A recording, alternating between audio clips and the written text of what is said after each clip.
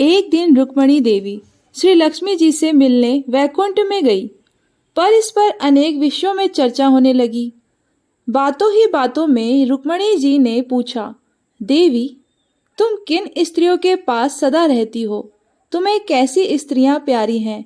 किन उपायों से स्त्रियां तुम्हारी प्रीतिभाजन बन सकती हैं?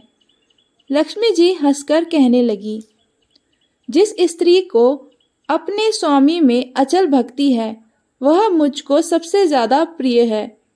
मैं उसे पल भर भी अपने से अलग नहीं कर सकती। ऐसी स्त्रियों के पास रहने से मुझे हर्ष होता है। मैं उनके सत्संग की इच्छा करती हूँ और सदा उनके साथ रहती हूँ, और सब गुण होने पर भी जिस स्त्री की अपने पति में श्रद्धा नहीं है उसे मैं धिक्कारती हूँ और अपने पास नहीं आने देती। जो स्त्री क्षमाशील है, यानी अपराध करने वालों को भी क्षमा कर देती है, उसके घर में मैं रहती हूँ। सदा सच बोलने वाली स्त्री मुझे विशेष प्यारी है। सरल स्वभाव की स्त्री ही मुझे पा सकती है। जो स्त्री छल कपट चालाकी से दूसरों को ठगती है, जो झूठ बोलती है, उसे मैं धिक्कारती हूँ और कभी दर्शन भी नहीं देती। जो स्त्रियां पवित्र रहती हैं, शुद्ध आचरण वाली हैं, देवता और विद्वान ब्राह्मणों में भक्ति रखती हैं, पतिव्रत धर्म का पालन करती हैं, अतिथि सेवा के लिए सदा तैयार रहती हैं, वे मुझको जल्दी पाती हैं। जो स्त्रियां इंद्रियों को जीत चुकी हैं, अपने पति को छोड़कर दूसरे पुरुष का मुंह देखना भी जिन्हें नहीं सुहाता, उनके घर से मैं कभी नहीं निकलती। ऐसी स्त्रियां मुझे अपने वश में कर लेती हैं।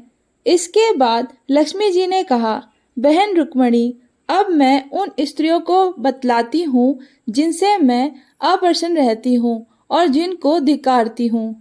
जो स्त्रियां सदा अपने पति के विरुद्ध काम करती हैं, पति को तरह तरह से सताती हैं, उसे कड़वे वचन सुनाती हैं, ऐसी स्त्रियों पर मैं बहुत नाराज रहती हूँ।